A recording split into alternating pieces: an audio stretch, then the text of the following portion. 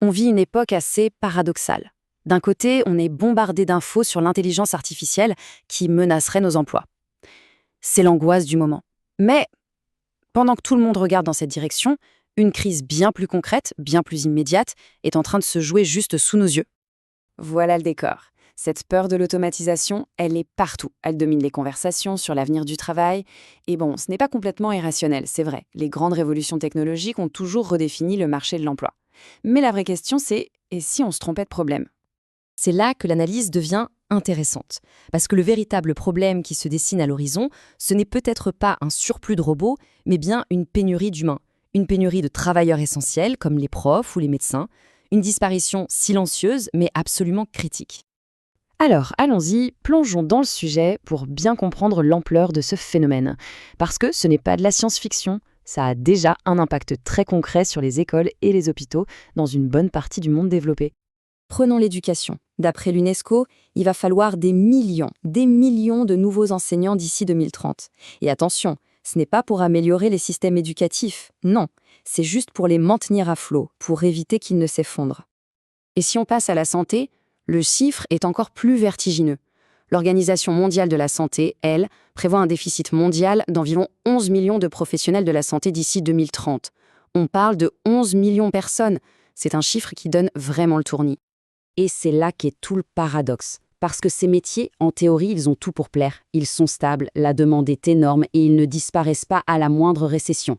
Alors, la question à 1 million, pourquoi les gens s'en vont? Ou pire, pourquoi ils ne veulent même plus y entrer? On pourrait penser que c'est une simple question de salaire. Mais ce n'est pas si simple.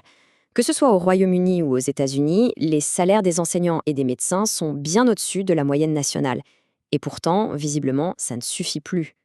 Pour comprendre, il faut regarder un peu en arrière. Il faut voir comment le système, qui a plutôt bien fonctionné pendant des décennies en fournissant un flux constant de profs et de médecins, comment il s'est cassé la figure. Le vieux modèle, il reposait sur une démographie simple, des taux de natalité élevés et donc un flux constant de jeunes travailleurs. Aujourd'hui, la donne a complètement changé. On a des sociétés qui vieillissent à vue d'œil et des taux de fécondité très bas. Résultat, moins de jeunes qui arrivent sur le marché du travail, au moment même où la demande de soins explose. Et puis, il y a le facteur temps, qui est crucial. On ne forme pas un médecin en claquant des doigts. Ça prend une décennie, parfois plus. Donc les pénuries qu'on voit aujourd'hui, ce sont juste la conséquence de décisions, ou plutôt d'un manque de décisions, qui ont été prises il y a 10 ou 20 ans sur le financement des places de formation. Au-delà du temps, il y a le problème des incitations.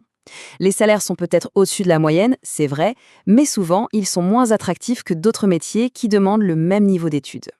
Si on ajoute à ça des salaires plafonnés dans le public, une dette étudiante qui explose et une charge de travail écrasante, eh bien le calcul devient vite beaucoup moins intéressant.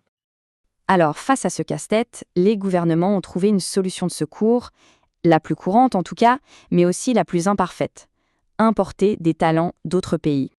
Et d'un point de vue politique, à court terme, ça se tient. Pourquoi se lancer dans des réformes qui coûtent cher, comme augmenter tous les salaires du public ou financer massivement la formation, quand il est tellement plus simple de changer les règles des visas pour faire venir rapidement des travailleurs déjà formés? L'ampleur du phénomène est assez folle. Prenez le système de santé britannique, le fameux NHS. C'est l'un des plus dépendants de l'étranger de toute l'OCDE. Près d'un tiers de ces médecins ont été formés dans un autre pays. C'est une rustine qui fonctionne, oui, mais seulement pour un temps. Parce que la migration ne crée pas de nouveaux travailleurs, elle ne fait que les déplacer d'un endroit à un autre. Et beaucoup de ces professionnels viennent, ils acquièrent de l'expérience, mais ils ne restent pas. Le Royaume-Uni, par exemple, sert souvent de tremplin vers des pays qui payent encore mieux, comme les États-Unis ou l'Australie, ce qui laisse le problème de fond totalement intact.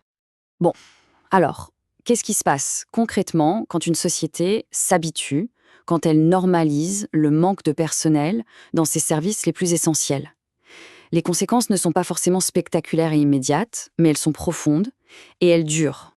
Le vrai coup, on ne le voit que bien plus tard.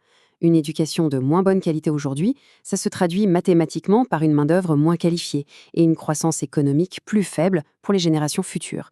C'est un vrai poison lent. Et dans la santé, les conséquences sont encore plus directes et bien sûr plus tragiques. Au Royaume-Uni, le coût humain de ces pénuries est visible, immédiat. Des vies sont perdues non pas à cause de maladies incurables, mais tout simplement à cause des temps d'attente. Et si on dézoome à l'échelle mondiale, le déséquilibre est juste criant. L'Afrique, par exemple, supporte près d'un quart du fardeau mondial de la maladie, mais ne dispose que de 3% des personnels de santé. C'est ça le résultat à long terme de ce grand déplacement des travailleurs de la santé. On les aspire des systèmes qui en ont le plus besoin vers ceux qui peuvent payer le plus. Mais cette tendance, ce n'est pas une fatalité. Terminons en regardant les solutions. Elles sont difficiles, elles demandent du courage politique, mais elles existent, et certains pays commencent déjà à les mettre en œuvre.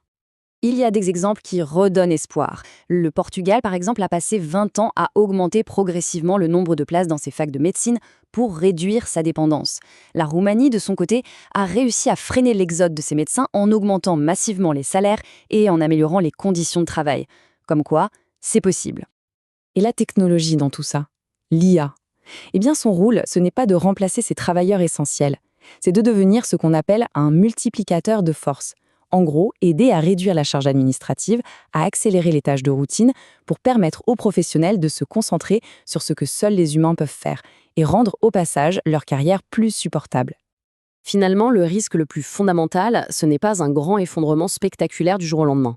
C'est une érosion lente et progressive de nos compétences, de notre santé, de notre potentiel économique, à mesure qu'on s'habitue et qu'on arrête de traiter ce problème comme l'urgence absolue qu'il est. Et tout ça nous ramène à notre point de départ. On s'inquiète que la technologie rende les humains superflus. Mais la crise actuelle des travailleurs essentiels nous force à nous poser une question peut-être encore plus fondamentale. Que se passe-t-il quand un système a désespérément besoin de travailleurs, mais qu'il n'arrive tout simplement plus à les attirer ?